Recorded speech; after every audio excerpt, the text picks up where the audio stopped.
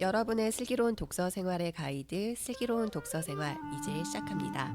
안녕하세요. 책 만드는 현입니다. 서로 인사 나누겠습니다. 안녕하세요. 비에서 책 만드는 편집장 찬입니다. 안녕하세요. 월간지 만들고 있는 범입니다. 네, 벌써 한 달이 지나고 오늘 그 방송 녹음하는 날로는 첫눈 폭설이 내린 날인데요. 한 달 동안 또 다들 어떻게 지내셨는지 지난번 만났을 때보다 두꺼운 옷을 입고 다들 만났습니다. 네, 어떻게 지내셨어요? 저는 그야말로 제 인생에서 가장 바빴던 뭔가 한 달을 치르고 그 메릴 로빈슨 이제 12월에 출간 예정인 메릴 로빈슨의 책 작업을 하면서 동시에 복 있는 사람의 요청이 와서 체스터턴 3부작 검토를 하고 서평도 쓰고 영상도 찍고 동시에 그 아시는 분들은 아시겠지만은 비아 강연 준비도 하고 동시에 비아 예산도 짜고 네, 이걸 다 하니까는 네. 첫눈이 오더군요. 네. 겨울이었다. 네. 네. 네. 대단하십니다. 네. 정말 흰머리가 어떻게 다 하시는지. 흰머리가 지난 달보다 네. 조금 진해졌습니다. 그리고 흰머리가 진해졌다고요? 점점 법님이 좀 특이한 표현을 쓰신 것 같아요. 네. 문학적인 표현으로 그쵸. 생각하지만, 발로 쓰고. 네. 발로 쓰셔도 네. 발로 쓰시는. 발로 쓴 발로 강연을 기획했습니다. 발로 쓴. 아, 이래 그래서인지 헬스케지셨어요. 그거는 아니고요. 네. 그거와 무관하게 네. 어떤 제 삶의 목표를 하나 두고 네, 한번 지금 1일씩을 실천 중에 있습니다. 네, 건강을 위해. 네, 건강을 위해서. 네, 미래를 위해. 네, 그러니까 뭐 현님은 어떠신지 모르겠지만은 사실상 재택근무를 하다 보면은 그리고 약간 편집자들은 좀 약간 올빼미 유형 아닌가요? 저는 아니에요. 아니군요. 저는- 죄송합니다. 네, 우리 저는 전혀 안 받아주는군요. 아니 정말 현님이 저는 은근 지조가 있으세요. 너무 다들 잘 아세요. 저는 한 10시 반만 되면 벌써 눈이 풀리고 목이 잠기고 네 그리고 또 잠이 많은데 이제 출근해야 될 때는 어쩔 수 없이 이제 일어나서 출근을 했던. 네. 네, 전 절대 올빼미가 아닙니다. 밤을 새워본 적이 없습니다. 아, 저는 근데 올빼미여가지고. 대단한 올빼미신 것 같아요. 네, 저는 올빼미여가지고 그 올빼미 생활하다 보면 가장 이제 휘둘리기 힘든 게 이제 그 야식의 유혹인데 그 야식의 유혹을 진짜 뭐 근데 제가 진짜 올해가 가장 제 수면 제가 원래 뭐 잠을 많이 자는 편도 아닌데 올해 수면 시간이 제일 짧았던 것 같아요. 네. 12월에는 좀 쉬나요? 그 진짜 저희 대표님이 어제 갑자기 감미를 가면서 아 대표님 회장님 빨리 언제 좀 쉬세요. 쉬게 해주셔야죠. 해놓고선 대표님이 얘기하신 다음에 한 정적이 한 15초 흐른 다음에 대표님도 웃으셨어요. 본인이 민망하다고. 본인이 그치. 일이 얼마 쌓여있는지 본인도 알고 계시면서 지금 대안도 없이 그냥 얘기했다고 미안해요. 막 이러면서 이제 막. 네. 근데 아마 올해는 그냥 제 보기에는 그냥 망했고요. 그냥 올해는 망한 걸로 치고 내년에 조금 이제 좀 스케줄 내년에 제 나름의 목표는 좀 리듬 건강한 리듬으로 좀 한 해를 보내자 이거를 좀 제 목표로 삼고 있습니다. 네. 네. 저의 경험상 불가능할 거라 생각해서 편집장의 삶이란 어떤 것인지 알기 때문에 네 그렇지만 네, 편집장 3명이서 지금 응원해보겠습니다. 하고 있는 방송이군요. 진짜. 아, 네, 저는 이제 네. 어쨌든 간에 네, 전현직 편집장 탈- 3명이 지금 하고 있는 방송이라서 네. 네, 범님은 어떻게 지내셨어요? 저도 뭐 매달 월간지 내야 되니까 루틴한 생활을 하고 있고요. 근데 이제 연말이 되니까 이것저것 또 챙길 것들도 있고 그래가지고 뭐 이것저것 저희 워크숍 강화도로 다녀왔고 뭐 이 방송이 언제 될지는 모르겠는데 저희 1호로부터 조금 디자인이 리뉴얼 됩니다. 그래가지고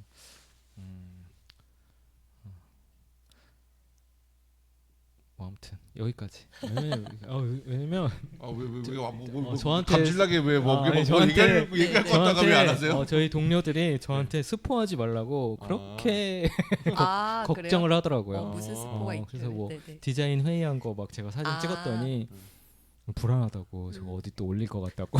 아니 근데 아니 그래도 지금 이 슬독이 오랜 역사를 가진 슬독에서 조금은 좀 약간의 운이라도 좀 떼셔야 되는 거 아닙니까? 많은 게 바뀝니다. 네, 많은 게 좀 바뀌고 아니, 물론 그건 이제 알겠고요. 제 기준에서 물론 이제 제 기준에서 많이 바뀌는 거고 뭐 네. 독자분들 입장에서는 잘 모르겠어요. 또 이게 뭐 판형을 바꾸지 않는 이상 뭐 크게 바뀌지 않는다고 생각하실 분들도 계실 것 같고 그런데 좀 제 기준에서는 좀 가장 큰 변화지 않나. 제가 이제 복상에서 뭐 만 10년 넘게 지금 일을 하고 있는 것 같은데 뭐 편집위원 했던 것까지 포함하면 그보다 이상 되는 것 같은데 그때를 통틀어서 가장 큰 디자인상의 변화가 있지 않을까. 네, 그런 생각이 듭니다. 네. 이번 기회에 다들 궁금하신 분들은 복상 정기 구독을 네. 제가 링크를 달아놓겠습니다. 네, 좋네요. 네, 아마 애정하시고 눈 밝은 독자분들은 다 눈치채실 것 같아요. 아, 네. 또 복음화 상황이 이렇게 새롭게 바뀌었구나. 네. 네. 네. 저는 되게 그냥 약간 슴슴하게 평양냉면처럼. 네, 평양냉면처럼 맞아요. 평양냉면처럼 그렇게 좀 보냈고요. 막상 평양냉면 참 많이 안 드신다고. 네. 네. 무슨 맛인지 잘 모르겠어요. 그래가지고. 아, 근데 매니아들이 네. 계셔가지고 네. 네. 저는 아직 평양냉면 평리니 그런 말도 있나요? 뭐 캠리니 이런 것처럼 아무튼 그래서 그리고 이제 저도 나름대로 이제 다음 스텝을 위해서 좀 이제 수업도 듣고 그러면서 지내기는 했습니다. 어떤 수업 주셨어요? 네? 어떤 수업이요? 네, 스포를 하지 말라고 하셔서 누가요? 저 스스로. 오. 아무튼 대타자. 내 기대됩니다. 안에 나가 네, 스포하지 네. 말라고 했다. 하셨다. 네. 저희 오늘 다 방송 비밀이 많은 네, 방송인데. 그러니까 우리 뭐 전혀 남의 말 받아주지도 않고 네. 그러니까요. 속에 있는 얘기도 안 하고 안 하고 편집자 올빼미 아닌데요? 수업 들었을 때 어떤 생각을 내 안에 나가 거부했다. 저 앞으로 계속 방송할 수 있는 건가요? 은근 반항한 기질이 많으시네요. 되게 형님이. 네, 아무튼 이렇게 보냈습니다. 네. 네, 이제 신간 한번 소개를 해드려 볼까요? 이번 시간은 이달에 출간된 비아 책을 살펴보는 월간 비아 시간인데요. 이번에 살펴볼 책은 요한복음과 만나다입니다. 저자는 웨르크 프라이 교수님이신데 날개에 적혀 있는 저자 소개를 한번 읽어볼게요. 네. 웨르크 프라이 교수님이시고요. 1962년생. 독일 출신의 신약학자이자 루터교 목사, 튜빙겐 대학교, 에를랑겐 대학교에서 신학을 공부하고 1996년 튜빙겐 대학교에서 요한복음의 종말론을 주제로 박사학위를 받았다. 1998년에는 마찬가지로 요한복음의 종말론을 주제로 교수 자격 논문을 통과했으며 2003년에는 루터교 목사 안수를 받았다. 예나 대학교, 미넨 대학교를 거쳐 2010년부터 스위스 추리 대학교에서 신약학 교수로 활동하며 요한 문헌, 고대 유대교 문헌, 초기 그리스도교 문헌 연구, 사회 문서 연구 등 신약 성서와 관련된 다양한 연구를 진행하고 있다. 2024년에는 신약 성서와 고대 유대교에 대한 그간의 학문 업적과 공로를 인정받아 스웨덴 읍살라 대학교에서 명예 박사 학위를 받았다. 독일의 신약학 전문 단행본 시리즈인 신약성서 학술연구 편집장, 성서 신학 연구 편집장을 맡고 있으며 신약성서에 대한 개신교 가톨릭 주석 시리즈 중 요한복음 주석서를 집필 중이다. 주요 저서로 3권으로 이루어진 요한의 종말론, 십자가에 못 박힌 자의 영광, 유다의 편지와 베드로의 둘째 편지, 그리고 세물결 플러스에서 번역 출간한 요한복음의 신학과 역사 등이 있다. 네, 이렇게 저자 소개가 되어 있는데요. 혹시 더 추가로 소개해 주실 부분이 있으시면 차님이 소개를 해주시면 좋을 것 같아요. 딴 데서 잠깐 얘기한 적이 있는데 그는 이 저자 소개 보면 알 수 있지만 이게 요한복음 스페셜리스트입니다. 그래서 지금 현재 요한복음 각 그 분기별로 약간 요한복음은 약간 대가들이 좀 그러니까는 모든 그 문헌을 하면은 한 시대를 좀 평정하는 대가들이 좀 나오는 것 같아요. 이 전에는 그 제가 여왕복음 공부했을 때는 그 레이먼드 브라운이라는 학자가 이제 뉴욕 유니온 신학교의 그 레이먼드 브라운이랑 제이 루이스 마틴이라는 신학자가 있었고 그 전에는 루도프 불트만의 요한복음이 가장 유명했는데 그 이후에 이제 요한복음을 대표하는 학자로 해롤드 에트리지, 해롤드 에트리지라는 예일대학교 신학대학원의 교수랑 그 영미권을 대표하는 게 해럴드 에트리지라면 그 유럽 그 이후에 유럽을 대표하는 게 바로 이 웨르크 프라이 교수고요. 그 우리가 이름은 알고 신약학 공부하시는 분들 되게 알 텐데 학자들의 학자라고 불리는 신약학계의 마지막 거대한 대가라고 불리는 유럽권에서 마르틴 행겔의 수제자입니다. 네, 그리고 쥐리 대학교 교수인데 쥐리 대학교는 그 종교개혁 시기 때부터 제가 알기로는 스위스에서 가장 큰 대학교이고 제네바 대학교, 쥐리 대학교 이 양대 산맥인데 쥐리 대학교가 좀 더 규모가 클 거예요. 그리고 쥐리 대학교는 그냥 알면 좋은 상식. 쥐리 대학교 출신 가장 유명한 사람 누굴까요? 의외 신학자 아닙니다. 쥐리 대학교를 나온 되게 유명한 사람이 있습니다. 알베르트 아인슈타인이 쥐리 대학교 나왔어요, 제 기억에. 네. 그냥 알아두면 좋다. 안식하게. 그냥 얘기했습니다. 네. 그다음에 이제 그 웁살라 대학교에서 명예박사 학위를 받았는데 웁살라 대학교도 신학 연구로 되게 유명한 저는 보진 않았지만은 그 바울 연구에 있어서 되게 새로운 지평을 열었다고 평가받는 크리스터 스탠들이 아마 웁살라 대학교 교수 역순 연구 아마 신학 교수였을 거예요.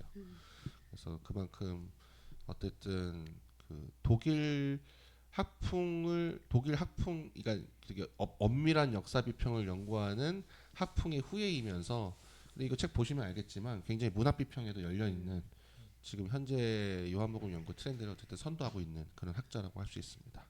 그리고 그 아까 언급한 해롤드 에트리지와 웨르크 프라이 두 교수 모두 밑에서 공부를 한 학생이 바로 이 책의 원gin이 김경민 목사입니다. 오, 네. 네.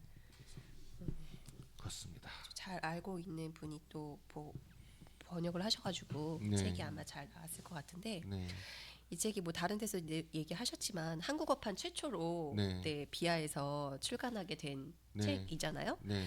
근데 이제 뒤에 보면 이제 이후에 영어판, 독어판, 헝가리어판, 세르비어판이 이제 출간될 계획이다라고 되어 있는데 보통 네. 이제 이러면은 혹시 비아에서 이 전 세계 판권을 갖고 계신지 또 좀 그러고 궁금하더라고요. 그러고 싶었는데 그런 욕심이 없잖아 있었는데 저희가 양보해 드렸어요.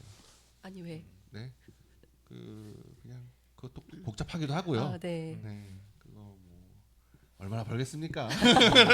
아니 지금 요한복음과 만나다가 비아에서 딱 치면은 제일 판매량 많은 책으로 나오던데 네, 맞아요. 네, 아쉬우신 건 아니신가요? 없습니다. 네.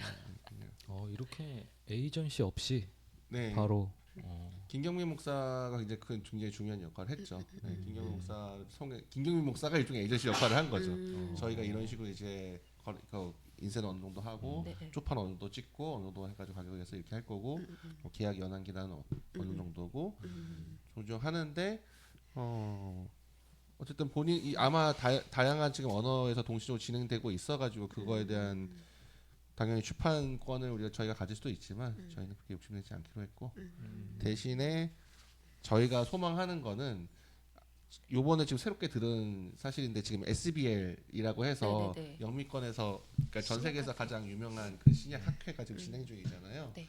근데 제가 알기로는 요한복음과 만나다 요 책이 그 신약 학술지의 서평으로 실린다고 하더라고요. 네. 네. 그러니까 한국의 한국 신학교의 모 교수님이 영문 서평으로 아. 이 책을 소개하실 예정이라고 하더라고요. 네. 그러니까 한국에서 나온 책을 영문으로 소개하는 굉장히 이것도 되게 드문 케이스가 네. 되지 않을까. 네. 네, 그래서 이거를 봐서 역으로 다른 해외 출판사들에서 이제 웨르크 프라이 교수님을 아마 계약을 하겠죠. 뭐 지금 영어도 이미 아마 계약 대상한 상태인지는 잘 모르겠지만 네, 그 서평이 또 다른 통로를 넣는 그럴 수 있겠네요. 여러모로 좀 재미있는 하고 어쨌든 이거 책 출간과 동시에 웨르크 프라이 교수님이 이제 방한을 하셔가지고 네, 강연도 네. 진행하시고 하셨는데 제가 기념으로 그거는 웨르크 프라이 교수님은 이 표지 그림을 되게 마음에 들어 하셔가지고 제가 이거를 이 그림 자체를 선물로 드렸거든요. 네. 그래서 엄청 아마 자랑하실 네. 것 같은데. 찬님을 코리안 아티스트라고 네네네. 명명하셨다고. 그렇죠. SNS에 아, 그 페인티드 바이 코리안 아티스트. 칩 에디터가 아니라 네. 코리안 아티스트. 그러니까요. 얼떨결에 제가 코리안 아티스트가 되어버렸는데. 그런 영문판이나 뭐 다른 나라 판들도 이 표지의 그림을 쓰면은 어떻게 좀 그거는 제가 받아내야죠. 네. 그렇죠. 그건 받아내야죠. 네, 네, 네, 뭐 네. 출판사는 돈을 네. 벌어도 뭐 네. 그게 저한테 올지 안 올지 모르기 때문에 넘어가 주지만 그림은 포기할 수 없다. 네. 네. 그래서 우리 또 스시 먹으러 갑시다. 여기 이제 강연 베오그라드 대학교 신학부 초대를 받아 강연한 내용을 바탕으로 쓰였다고 네. 이제 되어 있는데 그러면은 그거를 이제 듣고 원고를 받아서 번역을 하셔가지고 이렇게 되게 된. 보통 외국에서는 이제 대학교 강연을 초청을 받으면 강연을 미리 작성을 해놓더라고요. 그래서 아마 영문으로 작성을 하셨고 네네. 그거를 아마 수정 보완을 하셔가지고 네. 그리고 이제 어떻게 보면 이게 전체 본인 그 김경민 목사가 지금 전반적으로 어쨌든 같이 수행을 하면서 이걸 소화하고 있는 것 같아요. 그래서 의견을 주고 받고 내용을 좀 보완해가지고 네. 저한테 아마 원고를 보내줬고 네. 또 다시 제가 네. 또 몇 가지 이제 리퀘스트를 해가지고 네, 네. 또 다시 좀 여기에 반영되고 이를테면 더 읽기 참고도서 목록 같은 경우에는 제가 좀 요청을 했거든요. 이건 아무래도 인문서 성격이 있는데 같이 추가적으로 읽어보는 만한 책이 없으면 좀 아쉬울 것 같다.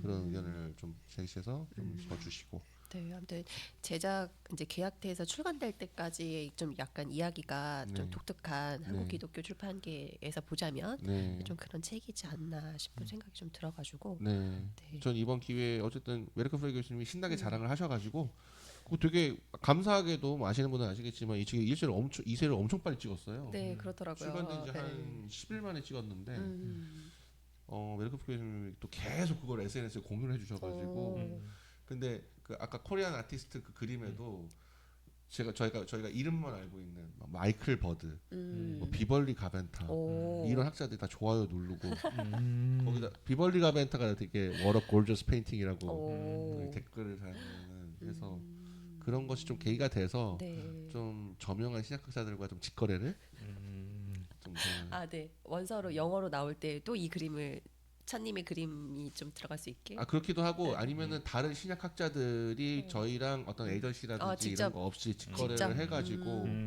좀 저희가 이런 식의 퀄리티를 책을 내니까는 네. 그거는 언퍼블리시된 그러니까는 외국에서 먼저 출판되기 이전에 저희한테 원고를 먼저 보내줄 수도 있는 그러면 저희가 정성 만들어서 하겠다. 네. 그렇죠. 그러니까 종종 생각해 보니까는 이런 게 좀 없었던 게 이상하기도 해요. 이를테면은 영화 같은 경우에는 그렇죠. 한국 국내 네. 전 세계 최초. 예, 전 세계 최초 개봉한 네. 경우가 종종 왕왕 네, 있잖아요. 이번에 위키드도. 네.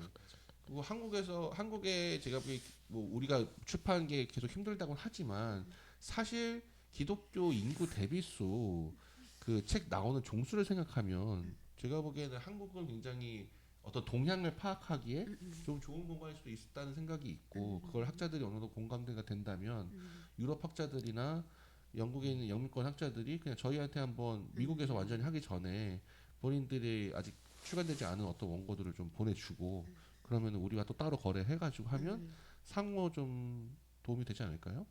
그런 생각을 좀 해보게 됐습니다. 이 책을 계기로. 네. 네. 어떤 가능성에 대해서 조금 다시 생각해 볼 수 있게 네, 해주는 네. 기독교 출판사들에게 좀 그런 계기가 된 책이 또 되지 않을까 좀 네. 그런 생각도 드네요. 그래서 저도 네. 좀 용기를 낸 게 네. 용기를 갖게 된 게 이를테면 학술지 같은 이게 있잖아요.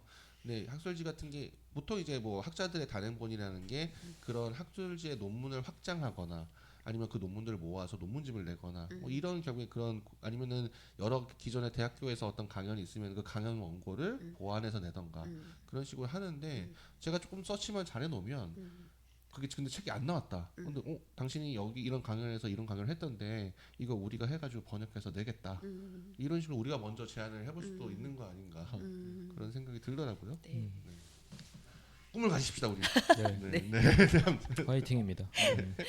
그 아까 방금 그 방한 얘기도 하셨는데 웨르크 프라이 교수님이 네. 혹시 이제 한국에서 만나셔가지고 뭐 이제 그림 관련된 에피소드도 말씀하셨는데 혹시 뭐 책에 대해서나 아니면 뭐 저자 개인적인거나 뭐 여러 가지 기타 등등 혹시 이제 찬님이 좀 다니시면서 기억에 남는 에피소드나 뭐 이런 게 좀 있으시면 얘기해 주실래요? 일단 저는 유럽 학자들에 대한 약간의 선입견이 있었거든요. 음. 유럽 학자 그리고 독일 학자 이러면은 되게 안경 막 엄청 이렇게 해가지고 되게 과묵하고 이른바 독일 그 아직도 기억나는 게 그 두 교황에서 그 앤서니 홉킨스가 베네딕토 16세를 연기하는데 전혀 웃기지 않은 얘기하면서 왜 뭐 교황님은 뭐 이러니까 이게 바로 독일식 개그요. 뭐 약간 이랬던 게 기억.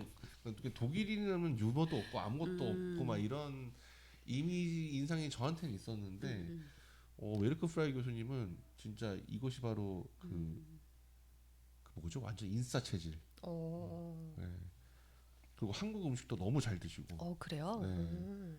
그리고 이제 그런 아주 에너제틱한 그런 기분이 해서 사실은 처음 뵙자마자 어떻게 보면 그날 되게 저희가 빡빡하게 일정을 잡았거든요. 그러니까는 하루에 저희가 그래도 좀 이른바 가오를 위해서 좀 폼을 좀 재기 위해서 성공의 주교단 성당 장소 좀 협조 요청을 구해가지고 거기 회랑 한쪽에서 국민일보랑 엠마오랑 인터뷰를 동시에 하고 순차적으로 바로 한 다음에 그 다음에 저희가 저녁 식사 일종의 같이 만찬을 했는데 어떻게 보면 생각보다 되게 국민일보가 인터뷰 시간이 길었어요. 그래서 정해진 시간을 다 채우고 엠마오도 인터뷰하고 그래서 굉장히 한 4시간을 그냥 연이어서 쭉 그 일정을 소화하신 것 같은데 그러고도 에너지가 있으신 것 같더라고요 보니까는.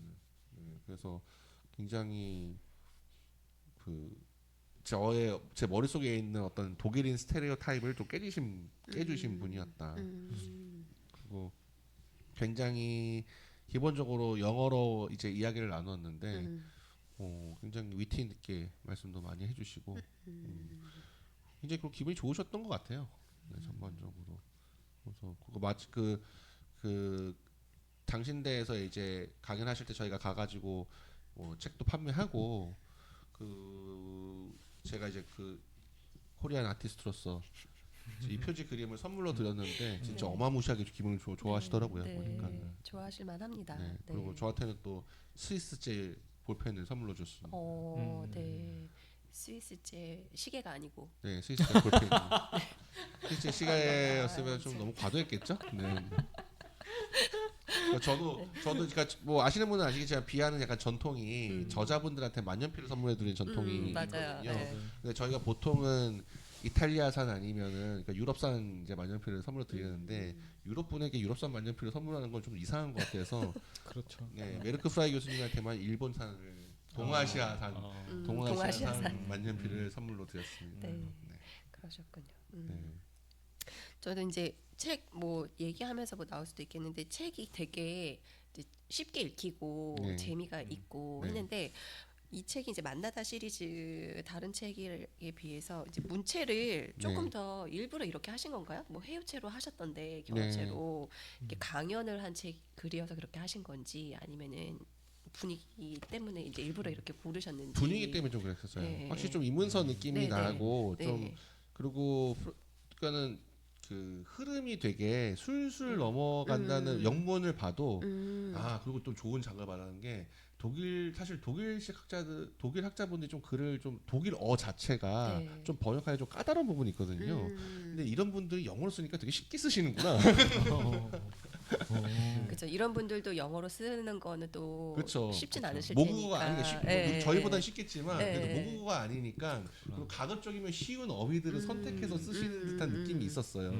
그리고 이제 말 그대로 강연문을 기반으로 했기 때문에 그런지 좀 더 그 느낌이 어쨌든 강연풍이라는 느낌이 문장만 봐도 있었거든요. 네. 되게 그래서, 친근하게 네. 그렇게 느껴지더라고요. 그래서 딱 확실히 딱 그 인비테이션, 그러니까 이거는 이제 영국의 영미권에서 출판될 경우를 염두에 둔 이제 이걸로 꼭 해달라고 하시더라고요. 제목을 네. 영재를. 저는 이거랑 통일시키려고 처음에는 엔카운터 위드 존이라고 제안을 했는데 네네네. 이거는 자기는 나중에 그 외국 출판사들 보면 인비테이션 투 존이 박혔으면 좋겠다 이렇게 표현을 하셔가지고 그렇게 된 거고 그 느낌을 좀 살리고 싶어서 어떤 책은 제 기억에 성소와 만나다가 아마 요 해요체로 써 있을 거고 그 뒤로는 네. 그 이런 문체를 택하진 않았는데 앞으로 뭐 이런 식이 어쨌든 그러니까 책마다 좀 저는 네, 그런 네. 책 결국에는 책의 내용 성격이 왠지 느낌적 느낌 있지 않습니까? 이건 왠지 그렇죠, 그렇죠. 이건 왠지 해우차가 더 네네네네. 좋을 것 같아. 그런 느낌이 빡 왔고. 처음에 이제 부제가 근데 신약성서 신학의 정점 그리스도교 신학의 원천 신학이 두 번이나 들어가 있어가지고 사실 조금 너무 딱딱하겠는데 했는데 안에 보고 재밌어서 깜짝 놀랐어요. 그렇죠. 그렇죠.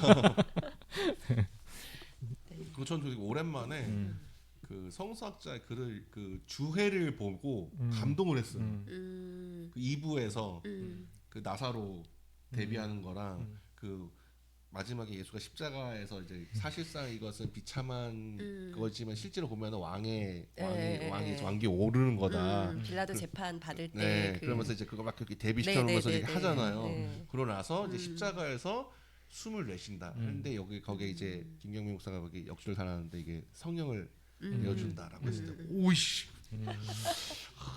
감동적이야. 그래서 네. 도마에게도 뭐 네. 약간 예전에 김하철 교수님도 비슷한 얘기를 하신 적이 있는데 좀 더 이 그 전체 맥락 속에서 도마라는 인물이 어떤 걸 대표하는지랑 연관지어서 하면서 이제 사실은 저희도 까라바조의 이 우라질 까라바조 때문에 다 좀 넣었다고 생각하잖아요. 왠지 넣은 것 같잖아요 지금 막 의심의 대표고 지금 이미 막. 근데 사실 넣지 않고 사실 이미 예수님께서 그거를 그 사람의 마음을 알아보시고 너 봐라라는 말을 그러니까 너 봐라는 게 진짜 너라라는 게 아니고 너의 마음을 내가 안다라는 식으로 하고 그 순간 도마는 이미 나의 주님 나의 하나님 이렇게 했다는 거에서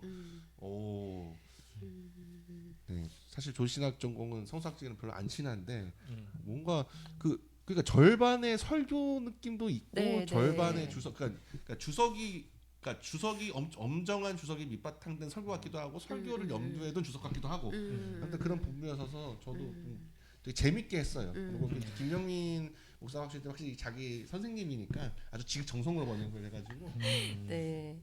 저도 그 도마 얘기가 나와서 그러니까 이 책 읽으면서 좀 기억에 남는 이제 포인트가 이제 몇 개가 있는데 저도 도마 얘기 좀 조금 다른 부분이 느낌이겠지만 도마 이야기가 조금 되게 기억에 남았던 게 이 도마 이야기가 그냥 단순히 뭐 보지 않고 믿는 자들에게 뭐 복이 있다 뭐 이런 게 아니라 그냥 이 요한복음이 쓰여진 당시의 상황과 또 그 이후에 이제 그 부활 이후에 예수님이 부재한 상황에서 이제 믿는 자들을 향한 그 예수님의 메시지 그리고 약속 이제 이런 것들을 전해주는 말이다 그 일화다라고 이제 이야기한 부분이 좀 되게 색다르게 다가왔어요. 그러니까 이게 예수님의 몸을 보지 못하는 이들에게 보내는 맞아요. 그게 그렇구나 이제 그렇게는 생각을 못 해봤던 것 같거든요.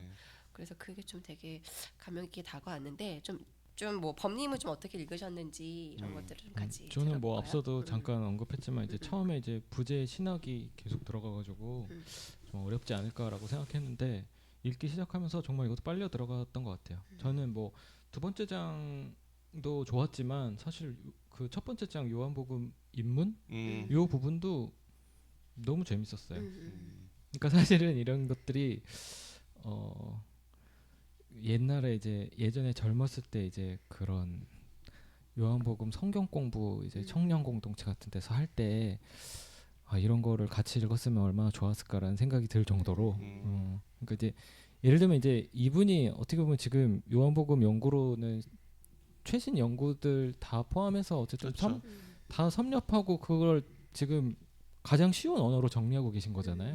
그러니까 사실 굉장히 가성비를 따질 때도 굉장히 이 챕터는 되게 좋은 챕터였다. 그렇죠. 가성비가 굉장히 좋은 챕터죠. 뭐 전문가가 이렇게 다 정리해주고 뭐 물론 이런 뭐 저작 문제 뭐 이런 것들을 보면 이런 것들이 뭐 걸려 넘어가시는 분들이 있을 것 같지만 뭐 분명히 말씀하시더라고요. 이 성령의 복음이다. 성령이 쓰셨다. 그렇죠. 갑자기 또 은혜가 밀려오죠. 은혜 밀려오고. 저자는 성령이다. 좀 흔들리다가 마지막에 저자는 성령님이다 하는데 역시 그렇지 하면서 이제 재밌게 읽었고 되게 그래서 저는 입문 보면서도 되게 재밌게 읽었고 뭐 앞에 차님이 말씀하셨지만 이 두 번째 장의 신학의 다양한 측면들도 정말 감탄하면서 읽은 것 같아요. 근데 이제 제가 이런 성경에 대한 것들을 좀 잊고 살았구나 좀 개인적으로는 반성하면서 그러니까 이제 뭐 특별한 게 있겠어? 요한복음 뭐 로고스 뭐 이런 거 아니야? 그렇죠. 뭐. 네, 네. 이제 좀 약간 요즘 교회 짬바에 많이 느꼈습니다, 약간 이제 지금. 냉담자가 되는 네. 그런 상황에서 이제 이분이 이제 입문에서 벌써 이렇게 뭐 정말 뭐 그거는 뭐 예를 들면 이제 우리가 되게 목숨 걸었던 주제들에 대해서 네, 맞아요. 이분이 그건 다 가설입니다. 입증할 수 없습니다. 그렇죠, 그렇죠. 우리가 목숨 걸었던 부분에 대해서 네, 네, 네. 그런 것들이 너무 속 시원했고 사실은 음. 그러면서 이제 두 번째 장에 그 아까 말씀하셨지만 그 설교 같으면서도 주회 같고 주회 같으면서도 설교 같은 네. 그런 부분들을 계속 접하면서 정말 재밌게 읽었어요. 네. 저도 그 1장 일부 1장 부분이 좀 되게 재밌었는데 이제 그 저자가 이 책에서는 요한복음의 문학성과 신학에 대해 설명하려고 한다라고 네. 이제 이야기를 하면서 시작하잖아요. 그래서 저는 다 읽고 보니까 이 1장이 요한복음의 문학성에 대한 부분을 조금 얘기를 하고 있는 것 같다는 생각이 이제 들었거든요. 네, 근데 네. 저는 좀 그 문학성이라는 게 조금 되게 낯설었어요. 네. 사실은 성경의 문학성 네. 이렇게 하면 왠지 좀 뭐라고 해야 되지? 약간 좀 이러면 안 될 것 같고. 근데 어떤 개념인지 네. 잘 뭘까라는 생각을 했었는데 네. 이제 이게 결국 그 요한복음에 대해서 그 요한복음의 신학을 잘 나타내기 위해서 이제 전체적으로 재구성하고 네. 또 이제 그렇게 된 부분들에 대해서 이야기를 하는 부분이라는 거죠. 그리고 예수님과 사적으로 나눴던 대화들에 대해서 사실은 알 수가 없는데 그렇죠. 그것에 대해서 문학적 상상력을 가미해서 이제 적었다라고 얘기했던 부분들도 조금 되게 인상적이었던 것 같아요. 네. 그러니까 그런 문학 작품, 문학 비평, 문학 작품으로 문학성을 보겠다라는 거는 어떻게 보면 되게 파격적으로 들리지만 어떻게 보면 이 문학 비평 자체가 어떻게 보면 역사 비평에 대한 반성? 그러니까 역사 비평 우리가 이제 아까 목숨 걸고 싸웠던 그 문제가 이른바 그 20세기 지금도 여전히 기본적으로 성서학은 역사 비평이라는 방문을 택하고 있고, 근데 그 문제를 자꾸 천착을 하다 보면 결국에는 제가 학부 1학년 때 뭐 법률도 어쩌겠지만 우리가 신약 개론 배우면 저는 가장 처음 배운 게 마태복음 마태가 안 썼다, 마가복음 마가가 안 썼다, 요한복음 요한이 안 썼다 이거거든요. 그러면서 이제 결국에는 다 이거를 이 공동체가 이 텍스트의 내용보다는 텍스트의 역사적 기원에 대해서 계속 천착하게 되는 거예요. 그래서 이 그리고 텍스트의 내용에서도 그냥 우리가 문학 작품 보듯이 이 본문이 결국 뭘 얘기하는 거야? 이거에 보기보다는 이 복음 뒤에 있는 내용을 사실은 좀 더 중시하게 되는. 그래서 뭐 요한복음이라면 요한계 뭐 공동체에서 이게 갈등이 있었던 거고, 마태 공동체 안에서 무슨 권력자 내부죄 무슨 감정 이런 식으로 전부 다 뭔가 더 뒤에 뭔가 부정적인 내용이라면은 이 공동체에 뭔가 부정적인 일이 있었을 것이다. 이런 식으로 더 계속 역사적 가정을 계속 하게 되는. 되게 웃긴 거는 웨리크 프라이는 그 역사 비평의 가장 탁월한 사람 중에 한 사람 꼽히는 행의 밑에서 그 역사 비평을 배웠거든요. 근데 그 사람이 천착한 결과 그런 식으로 가면 답이 없다.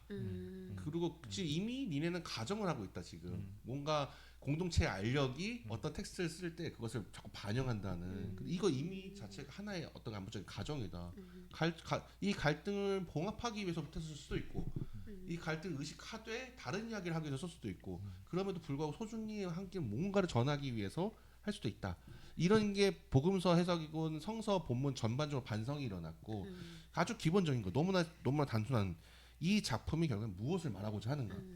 근데 예전에 고전적으로 개신교 정통주의에서는 그거를 저자를 잡고 하나님으로 범으로써 아까 잠깐 나왔던 얘기인데 성경을 너무 성경처럼 봤다면은 오히려 이 성경에서의 인간 저자가 차지하는 것을 봤을 때 오히려 그 텍스트가 말하고자 하는 것이 더 잘 보인다. 네. 그래서 한편으로는 파편화에 맞서고 옛날 이제 뭐 다 들어보시면 뭐 이제 막 오경 같은 것도 JDEP 막 이런 식으로 이제 찢어놓고 막 마태복음도 막 Q가 있고 뭐가 있고 이래서 찢어놓고 이걸 뭘 참조했냐 이거 가지고 막 설왕설래하는 동안 그러지 말고 일단 그 요한이 정확히 어떤 요한인지 모르지만 한 사람의 X가 쓴 거야. 그리고 이 사람이 어떤 분명히 하나의 테마를 가지고 이 전체 결국에는 이 텍스트가 나왔어. 그러면은 그 완결된 텍스트 안에서 무엇을 말하는지를 봐야 돼. 그러면 오히려 여기서 문체의 일관성이 느껴지면 그 저자는 하나인 거야. 이렇게 그것이 당연히 어떤 걸 레퍼런스 삼아서 볼 수도 있겠지만 그거를 모아가지고 비판적 점검해서 결국에는 하나의 문장으로 쓴 누군가가 있다라는 것을 문학 비평으로 보니까 오히려 보이는 거예요. 그래서 예전엔 저는 제가 그 학부 때 요한복음 배울 때까지만 해도 요한 공동 이 저자는 단일 저자라기보다는 다수의 저자라는 게 더라고 배웠거든요. 근데 웨르크 프라이는 결국엔 단일 저자서를 하잖아요. 왜냐하면 그러기에는 다수가 썼다기엔 너무 문체가 일관되다. 그러니까는 오히려 그런 하나의 문학 작품을 봤을 때 얻는 그 문학 비평이 어떠한 지금 성서를 읽을 때 얼마나 풍요로운 삶을 보여주는지를 보는 책이고, 그러니까 1부의 웨르크 프라이와 2부의 웨르크 프라이가 조금 제감이 다른데 맞아요. 1부는 역사 비평의 적자로서의 웨르크 프라이, 2부는 문학 그 역사 비평의 난점을 극복하고 문학 비평으로서의 그 방법으로 왔을 성경에 어떤 것을 길어 올릴 수 있는지 보여주는 프라이. 3부는 이 모두가 통체적으로 그러면 약간의 설교자 이 루터교 목사로서 또 약간 하는 그 웨르크 프라이. 그래서 약간 웨르크 프라이의 약간 종합적인 면모를 좀 보여주는 책이라고도 할 수 있을 것 같아요. 네. 이걸 제가 지금 한 호흡에 해냈습니다. 대단합니다.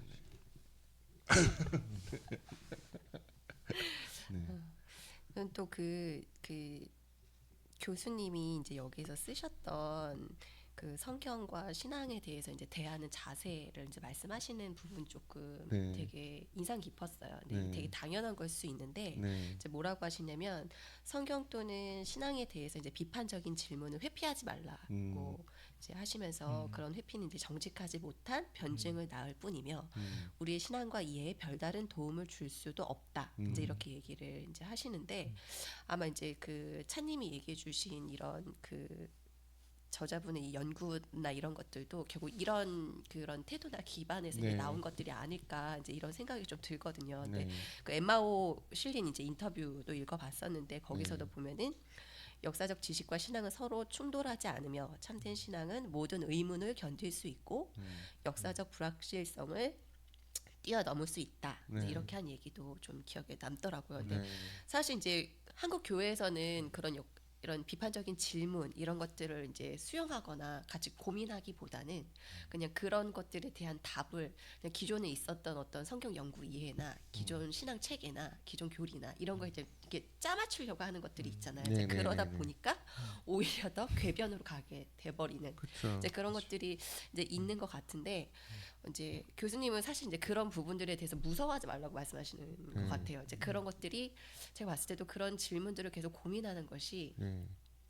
우리의 이제 믿음을 좀 흔들리게 하는 게 아니라 네. 좀 더 굳게 해주는 것 같고 네. 네, 이렇게 좋은 또 다른 성경의 이해를 낳을 수 있는 게 아닌가. 네. 그래서 좀 그 부분도 기억에 남더라고요. 잠깐 나온 부분이지만. 저는 그렇게 생각을 해요. 저도 요새 많이 고민을 하고 있는 주제인데 하나님께서 직접 쓰지 않고 결국에는 그게 어떤 식으로든 그게 보수적인 보든 진보적으로 보든 간에 인간 저자를 통해서 성경이라는 게 나왔잖아요. 그러면은 어떻게 보면 우리는 인간에 대해서 되게 정직하게 바라볼 필요가 있는 것 같아요. 인간이란 건 과연 무엇인가? 굉장히 결점 많고 본인 그 시대에 많이 종속될 수밖에 없고 어쩔 수 없이. 하지만 그렇다고 시대에서 완전히 갇히지는 않고 그 본과 본인이 그 결정적인 체험을 하면 그것을 어떻게든 증언하기 위해서 분투하고. 근데 그런 와중에도 그 언어의 본인 안에서의 어휘수와 생각에 너무나 놀라운 체험을 했는데 이것을 담아낼 사고와 어휘수는 적어가지고 갈팡질팡하는 하다못해 제가 누군가에게 사랑을 빠져도 뭐 하는데 난 당신 좋아합니다. 막 너무 예쁘십니다. 막 이렇게밖에 말 못 하잖아요. 좀 바보같이. 안 그러실 것 같은데. 아니 그냥 예를 든 거죠. 저는 안 그럽니다. 네, 막 네. 이러면서 그런 것들. 그러니까 성경에 있는 어떤 그 우리는 막 제가 보기에 또 한때는 저는 근데 약간 신학생들은 뭐 그런 것 같아요. 막 성경의 문체라든지 그 사고가 너무 막 원시적이고 너무 좀 질떨어지고 이런데 제가 보기에는 근데 성경에 있는 문체가 질떨어지는 게 그것을 하는 그 사람이 겪은 진리의 폭을 질떨어지게 만드는 건 아니거든요. 네. 어떻게 보면 그 오랜 시간이 묵혀놔야지 서서히 더. 근데 그 자료를 존중해야지만 그 사람 안에 있는 진실성과 진리를 우리가 받아들여야지만 그 속에서 또 다른 차원에서 생각을 이어가는 건데 너무 제가 보기에는 암묵적으로 신앙 평신 그냥 일반 신자분들 마찬가지고 암묵적으로 학자분들도 뭔가 되게 처음부터 뭔가 완제품으로 주어져야지만 뭔가 완벽한 상품이 나와야지만 이것이 하나님의 손길이 깃든 거다. 근데 하나님의 손길이라는 거는 지금 이태원 클래스에서 나오듯이 나의 계획은 15년짜리야. 이렇게 하면은 하나님의 계획은 2000년짜리 1만 년짜리일 수도 있죠. 아니고 지구에 5억이면은 50억 년짜리일 수도 있죠. 메릴 이번에 뭐 미리 약간 예고편 삼아서 얘기하면은 메릴 로빈슨이 모든 인간은 우주 먼지로 이루어졌잖아요. 기본적으로 우주 인간의 진료가 되는 게 우주 먼지잖아요. 그러면은 메릴 로빈슨 거기서 멋있는 얘기거든요. 그러면 우리 한 사람 한 사람은 50억 년의 역사를 머금고 있는 거라고. 네. 그러니까 우리 한 사람 한 사람이 존재하기 위해서 하나님께서 50억 년을 신경 쓰신 거죠. 그러니까 그런 식으로 생각을 하면은 그 속에서 일어나는 작은 여러 가지 갈팡질팡과 분투를 좀 더 경이로운 그러니까 그것을 막 촌스러 구려 이런 거 아니면은 막 낡았어 뭐 이런 게보다는 굉장히 경이로운 어떻게 보면은 초기에 베드로나 베드로도 그렇고 도마도 그렇고 그 당시에 뭐 엘리트도 아니었잖아요. 되게 어리숙하고 하다못해 스승도 배신하고 이랬던 사람들이 어떻게 한순간 돌이켜가지고 자신의 모든 삶을 걸기 시작했고 그 속에서 그 짧은 어휘력까지 무엇인가를 증언하려고 거기에 또 누가 감화됐고 그것을 이어받아가지고 베드로의 어리숙한 사유를 이어받아서 더 풍요롭게 가꾸기 시작하고 그것이 2000년 동안 그 역사가 반복되면서 우리한테까지 온 거잖아요. 어쩌면 얼마나 놀라운 겁니까? 그냥 예수님이 주님이시다라는 고백이 우리가 지난달에 했던 그 드미트로 스터닐러의 그 현란한 영혼과 시간을 잇는 삼위일체까지도 근데 이것이 그냥 막 전부 다 막 완전 왜곡이야. 기도 처음에 메시지 왜곡한 거야. 그게 아니라 그것이 마치 하나의 씨앗에서 출발해 가지고 아주 오랫동안 원숙하게 된 포도주가 되는 과정으로 본다면 그것에 대해서 훨씬 더 그 모든 과정을 다 되게 흥미롭고 더 훨씬 더 재미있고 그렇게 관대하고 한편으로는 각자의 실수나 한계에 대해서보다는 그 한계를 뚫고 나오는 그 경이로운 역사에 대해서 좀 더 주목하게 볼 수 있게 되는 게 아닌가 싶어요. 네. 뭐 읽으면서 좀 느꼈던 것 중에 하나는 그런 우리가 신앙생활을 하면서 뭐 성육신이라든지 뭐 신앙의 급진성이라든지 그런 것들 어렴풋하게 알고 있는 것들 혹은 어렴풋하게 체험한 것들이 사실은 되게 요한복음의 짜임새에 기대고 있었던 거구나라는 걸 좀 느끼게 되더라고요. 그래서 어떤 우리가 그냥 이건 요한복음에 나온 거야라고 몰랐더라도 요한복음의 그런 요한복음이 의도했던 어떤 그런 짜임새와 구조와 목적에 우리 신앙도 거기에 되게 많이 신세지고 있구나 그런 생각을 좀 하면서 읽었어요. 그러니까 아마 뭐 전통적인 교회에서 신앙생활 하시는 분들도 읽으면서 아마 고개를 끄덕이시지 않을까 그런 생각도 했어요. 그러니까 물론 뭐 그런 그런 뭐 어려운 부분들도 좀 있겠지만 충분히 어떻게 보면 우리 신앙생활에 이미 좀 요한복음의 그런 세례라고 하기엔 좀 오버 같고 약간 그런 이미 영향력 아래 우리는 있었고 예, 그런 것들을 좀 잘 표현한 것 같아서 좀 놀랐어요. 예. 저는 이제 요한복음 이제 이 책은 이제 요한복음이 그 예수의 부활이라고 하는 것이 가지는 신학이라는 이제 전체 큰 그림을 두고 요한복음을 썼다라고 이제 이야기를 하잖아요. 그래서 이제 그래서 요한복음의 첫 시작이 공간복음이랑 다르게 이렇게 시작이 되는구나부터 시작을 해서 이제 얘기가 이렇게 되는구나라는 거를 좀 새롭게 알게 되면서 그러고 보면 요한복음은 사실은 곳곳에 수많은 떡밥을 던지고 있구나. 네, 이런 느낌이 좀 들었어요. 그 다루고 있는 단어라던가 그 예수님이 이제 있었던 말이나 대화나 사건이나 이런 것들이 비유나 이런 기적이나 이런 게 전부 다 사실 이게 다 떡밥이었구나. 그래서 마지막에 가서 이게 어떤 의미였는지를 알려주는 책이었구나. 이게 조금 되게 새로웠고 그래서 이제 이 저자가 뒤에서부터 읽어라. 한번 뒤에서부터 다시 읽어볼 것을 권한다라고 하는 것이 좀 납득이 됐어요. 네. 그래서 포도주 사건부터 사실 떡밥의 또 복선 아니겠습니까? 네. 그렇죠. 그러니까 우리는 되게 되게 재밌는 게 드라마나 책을 볼 때는 막 어느 게 떡밥이야? 떡밥이 뭐지? 이게 빌드업이 좀 잘 됐네. 근데 그 눈으로 복음서를 보면은 사실 보인 게 보인다는 거죠. 네.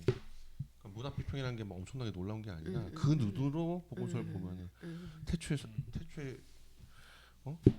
태초에 말씀이 있었다. 이게 무슨 떡밥이야 이건? 그러면 훨씬 더 성경을 너무 막 태초에 말씀이 있었다.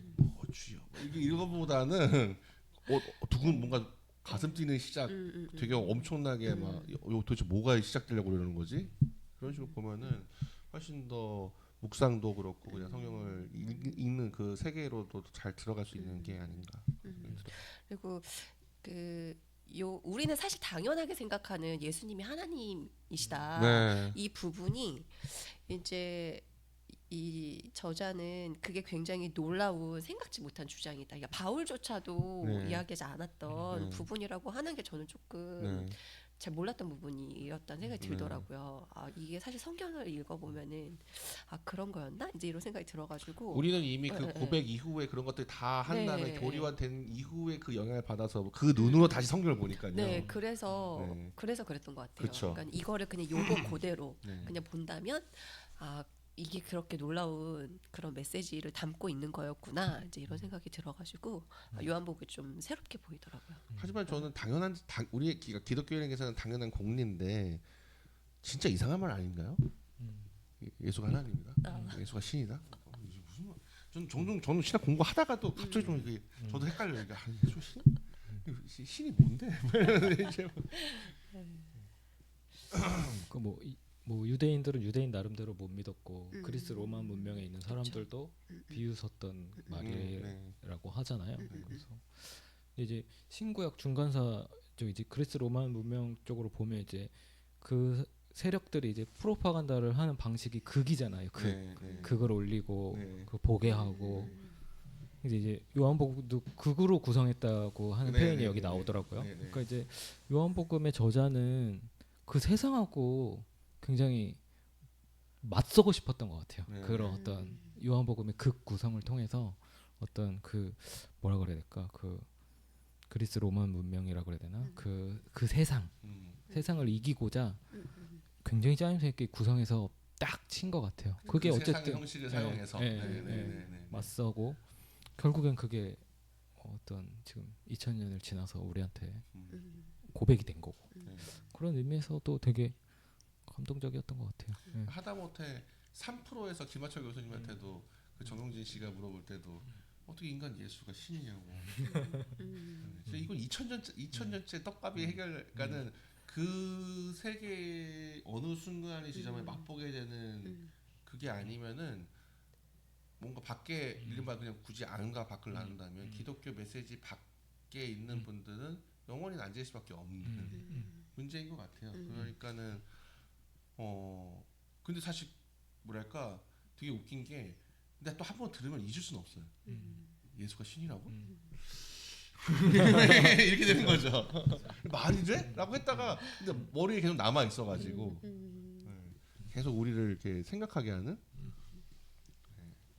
근데 그거에 대해서 저는 메르크 프라이의 좋은 그런 그 신학과 신앙 어느 것도 붙잡지 않고 의문을 갖는 수 있다 했을 때 반대로도 생각을 해보면은 예수가 바로 그리스도시고 예수가 우리가 고백하는 그 창조주 하나님의 그 모습을 예수에게서 바로 같은 분이다, 동일 본질이다 했을 때 어떻게 보면 우리는 기독교인들은 너무 오케이 믿습니다 아멘 하고 딱 바로 넘어가는데 사실 이게 굉장히 제가 보기에는 결정적인 선언만큼이나 우리가 괜히 끊임없이 생각을 해봐야 될 필요가 있는 것 같아요. 그러니까 모든 존신학적인 진술은 사실 그거를 어떤 식으로 그 생각의 단계들을 밟아 나가냐에 따라서 나오는 거고 사실은 더 우리는 우리의 신앙의 어떤 중거점이 바로 거기에 있는 거잖아요.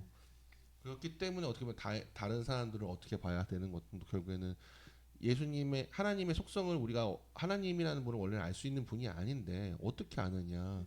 예수님으로 오셨으니까는 그분을 통해서 하나님이 사랑이시다는 걸 그분을 통해서 알 수 있는 거고 사랑 이외에는 그분이 다른 어떤 이기심이라든지 이걸 찾을 수 없다는 거를 알 수 있는 거니까 더 어떤 그러니까 의문을 들더라도 제가 보기에 그러니까 의문을 드는 거는 의문대로 거고 우리가 믿음을 갖고 있는 것 조회해도 다시 한번 좀 질문을 던지고 생각을 꼬시 해보 그러니까는 막 회의해야지 이렇게 의문을 가져야지 이런 게 아니라 도대체 이게 무슨 뜻일까 이 고백이 나도 고백을 하지만 내가 미처 알지 못하는 또 많은 무수한 무한한 뜻을 지니고 있는 게 아닐까라는 생각을 하는 걸 일러준다는 점에서 그런 걸 가르쳐준다는 점에서 이 책은 참 좋은 책이다. 네.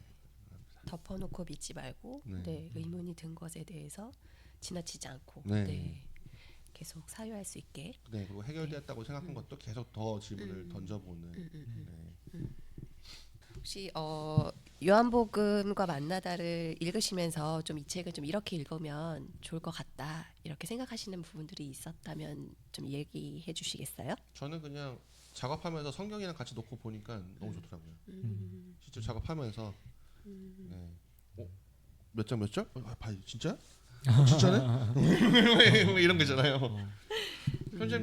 현님도 그런 경험 있으지 않으세요? 성경 뭐 이런 거 네, 보면은? 그렇죠, 그렇죠. 네, 저도 이제 작업하면서 성경 이제 구절 나오는 것들은 다 확인해서 작업할 땐 그런데 사실 책을 읽을 때는 그렇게 못하는 것 같아요. 책을 맞아요. 읽을 때는 그냥 편집자의 약간 제가 보기에는 네. 좀 보역이면서도 사실 그쵸. 이게 이렇게 재밌으면 진짜 할 맛이 나는 것 같아요. 맞아요. 네. 네. 네. 범님은 좀 어떠신? 저는 앞서도 얘기했던 것 같은데 요한복음 입문서 그러니까 예를 들면 이제 성경에 대해서 뭔가 이렇게 고민을 한 번쯤 해보셨던 분들은 이 입문 쪽 요한복음 입문 1장이 되게 많이 도움이 될 것 같아요. 그래서 요 부분 딱 읽으면 마음이 열리거든요. 네,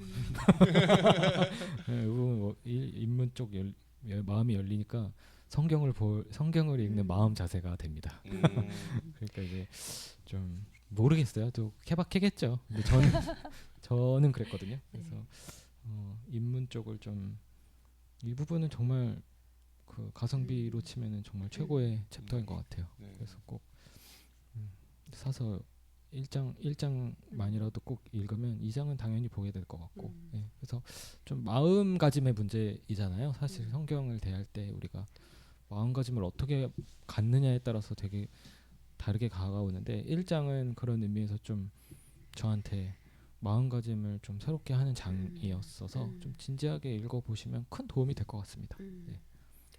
저는 사실 이제 범님이 말씀하신 거랑 비슷해서 사실 저는 뭐 이 책을 읽는 팁이라기보다는 그냥 그렇게 요한복음을 다시 읽어보면 좋겠다. 이제 그렇게 조금 제안을 드려보고 싶어요. 네.